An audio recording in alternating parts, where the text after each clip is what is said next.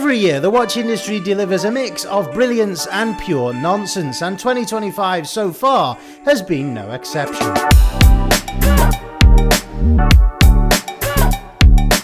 We've seen meteorite dials priced into the stratosphere, sand-coloured novelties nobody asked for, and tourbillons dressed up as art projects at $500,000. But we've also had some real wins, clean, sharp, accessible designs with specs that punch way above their price. Today, I'll cut through the marketing hype and fluff to look at the 5 best and 5 worst value for money watches of the year so far.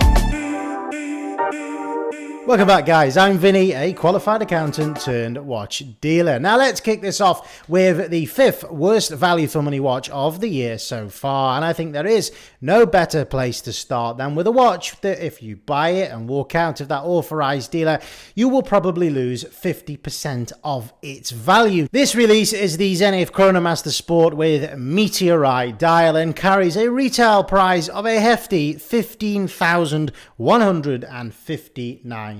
Now that's quite a ticket price for any watch, never mind a Zenith, and even worse for me, I've never been a fan of the Chronomaster Sport line because it is an exact rip-off of the Daytona. Now there was a time a couple of years ago when lots of people were buying these watches in their standard form with the black or the white dial because buying a Daytona even on the secondary market was just impossible for most people. Since then there has been a flood of the standard models of these out on the secondary market, and if you have a look you can pick one of those up at around £5,300 on eBay. Rolex also feature meteorite dials on their Daytona collections, and they run into the hundreds of thousands of dollars. So that argument would make sense, and that is perhaps if the meteorite dial wasn't easy to pick up at an accessible price point. But just this year, it turns out that it is. If we take a look at an entry-level luxury watch brand, Venezianico is someone I've never spoken about before, but they captured my attention earlier this year with the release of the Arsenale with a meteorite dial. And guys, have a guess how much this watch is. It is €1,200. So if you need to scratch that meteorite dial itch, it is a genuine meteorite dial as well. I've done my research on it. Then you know, you can't really say fairer than that.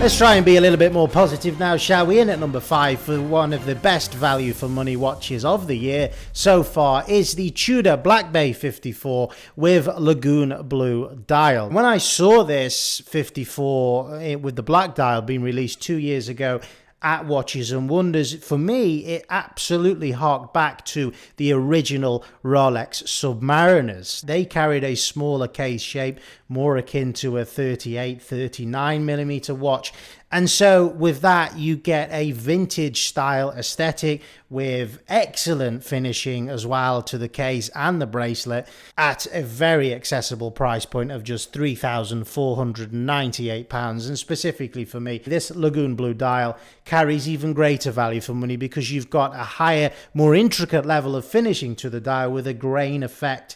That blue is very much in vogue at the moment and absolutely will suit the wrists of both men and women. So, you know, you can buy a luxury watch that your missus can wear as well. It's going to last a lifetime. It's got a movement in there, which, yet sadly, is not the master chronometer that they are rolling out now across the entire collection. So maybe that's one of the letdowns with this watch. These still are on the secondary market, however, since its release just, I think, 3 months ago, commanding premiums just above the retail, which means the trade price will be below the retail, and then premiums look, they've held strong, which suggests that demand for this watch is still quite considerably high. Quick break from today's video. I just want to share something that I've been quietly building. It's called Dialed In, and for the first time I'm opening up one-to-one mentorship to viewers who want to build their own watch business from scratch. This isn't some recycled coaching course or empty get-rich-quick promise. Over 10 weeks,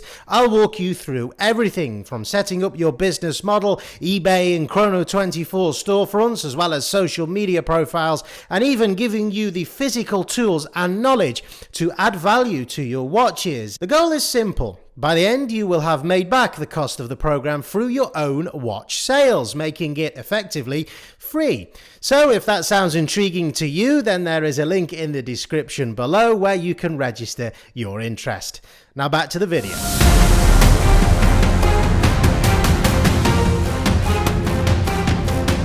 Now with Omega, there's very much a love-hate relationship amongst enthusiasts when it comes to price. There are many watches in their collection that you would argue are worth the money with the heritage, the history, and the complications that they come with. And many others that really aren't, and they do ridiculous things where they launch watches like this new Omega Seamaster, which features less complication. They've lost the date window, and yet they charge a much higher price than the standard model that features the date window, which absolutely makes no sense whatsoever. Now, for context, let's compare that to the original black dial Omega Seamaster Diver 300M, which differs in a couple of ways. As I said, it doesn't come with that date window, and it features the original bracelet as opposed to the mesh bracelet. So what is the price on that watch? It comes in at just £5,600, a whole £500 cheaper than the lower complication and more poorly spec model that they released this year.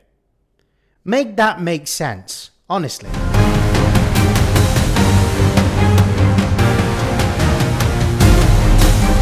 Oh well, the algorithm wouldn't like it if we didn't include a Rolex somewhere within this video, so here it is, the Oyster Perpetual 41 collection with the new colour dials. I just feel like in amongst all of the hype, which has been focusing on the pistachio and the beige, the blue has sort of been ignored, whilst people who are slowly catching on are realising this is a great watch with a fantastic, interesting, playful and modern colour. Now, Oyster Perpetuals, look, they are going to be difficult to pick them up at the authorised dealer, but at a price tag of just under £6,000, there is just no better value for money for me in the entire Rolex collection. I should hope that if you have a spend history with Rolex, that you could put your name down for one of these and pick it up within a matter of months. If you were to do that, then these command an excellent premium on the secondary market right now. Percentage-wise, a massive opportunity for profit on these, trading them into a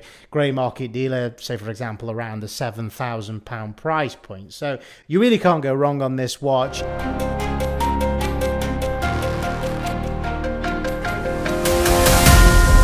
Renaissance. Now Renaissance, I have actually tried some of their watches on, and I think they are extremely innovative. They exploded onto the scene with their oil-filled dials, which were quite inspiring and unique at the time. This was a couple of years ago. Now this one, the Renaissance Type 9 Sand, is one which caught me by surprise and completely dumbfounded at Watches and Wonders this year when I saw it in the flesh. I really looked at this watch and thought, my God, have we really run out of ideas as designers in the watch industry for new, innovative, unique ways forward? Is it really got that bad that we need to fill a watch dial with sand and say that this is great design? I mean, come on, seriously, who are we? Who are you trying to fool? They say that, oh, well, it's a special edition and we've chosen each grain of sand for the United Arab Emirates from the beaches of the UAE because it's to commemorate some sort of anniversary in that country or whatever. And so it's unique to them and it means something. But it's sand. You know, this is not a meteorite dial. It's not a precious stone. It's something which is so abundantly available that for me carries no value whatsoever, no matter how well you wash them or where you pick the grains of sand from. Whatever the price of this watch, it would be ridiculous and stupid value for money. But when I actually discovered what they were asking for this, I genuinely nearly fell off my chair. It is £13,903.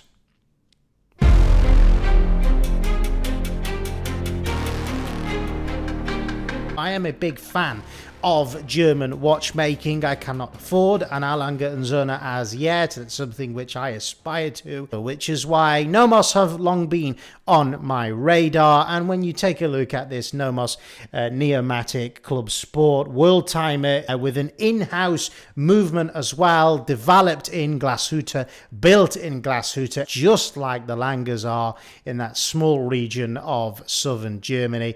And my God, you know, under £4,000, just under £4,000, I really can't think of a better value for money watch with the specification and intricacy, handmade intricacy and design of that movement being built in-house that you really can get equivalent at that price. The sad thing with Nomos, for whatever reason, the sentiment that I have for the brand is not as universal. So on the grey market, they do lose money, but again, at £4,000, genuinely there's just nothing better out there at a cheaper price. Runners-up position for the worst value for money watches of the year so far goes to IWC, and specifically the IWC Pilot's Watch 41 Top Gun Mojave Desert. Now this is a very basic, simple time and date only watch in ceramic, which is one of those watches. I don't know if many of you will probably have been on this journey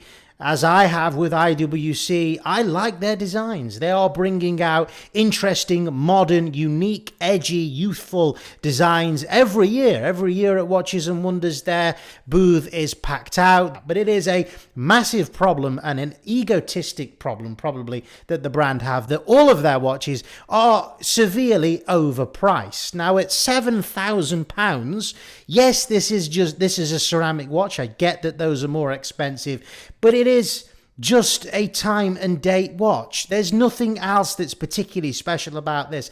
I saw this on Instagram initially. I clicked on it. I then got to the website and saw the price and was immediately turned off and quite pissed off, to be honest with you.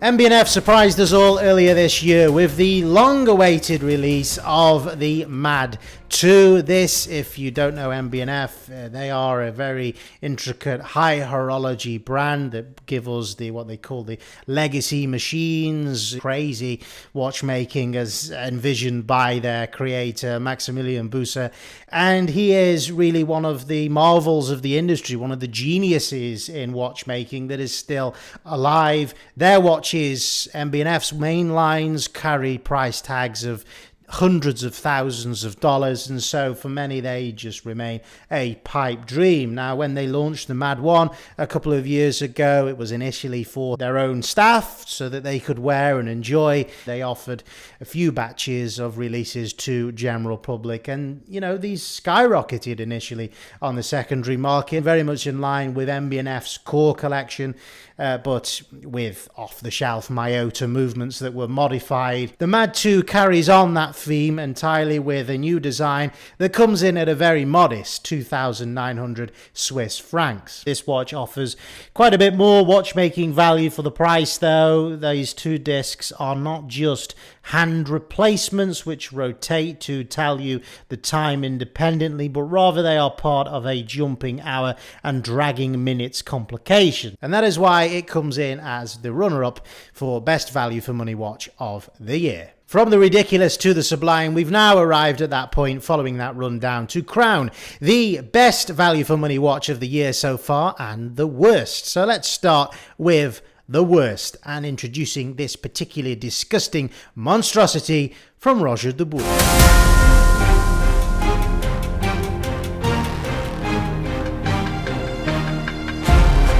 Stop, you do not need to readjust your handsets. This is actually a Roger Dubuis and not an Invicta, as you may think it is. No, it is not one of those repulsive, cheap pieces of crap that you buy off a shopping channel in the United States that has a recommended retail price of $5,000 and reduced for just one day only to just $500. Get 90% off now on your Invicta. It isn't. This is a Roger Dubuis, and specifically the Roger Dubuis Excalibur Dr. Wu Mono Tourbillon Edition 3.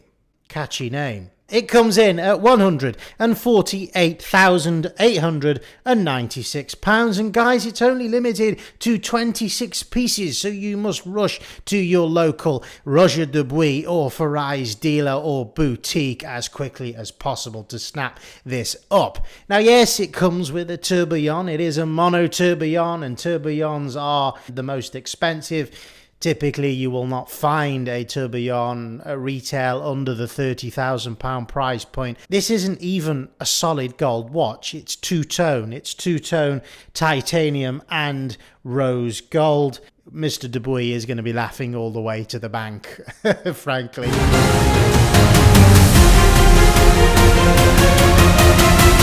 At the other extreme end of the price spectrum sits this beautiful and iconic, already iconic, Seiko 5 Sports with a genuine collaboration with the actual Pepsi brand. This is the real Pepsi, the one, the only one that deserves that nickname, and Seiko have absolutely knocked it out of the park with this release. Now, sadly, it was limited and you therefore can't buy these anymore at the ridiculously cheap £440. They are trading at around 600 on the secondary market, so commanding a 50% premium already, which very few watches are in today's climate. Great complication with the GMT, complication is always one that you will use when you go traveling, and we know that the Seiko 5 is absolutely bomb-proof. It's been around since the 1960s and 70s, and so when this came along, it brought great joy and filled the hearts of collectors around the world. Anyway, guys, thanks very much for joining me in this video. As I said, go check out Dialed in Dealing, my new business, which will be launching in the next few weeks. There are just 3 places available on that mentorship program. And join me again in the next one. Take care.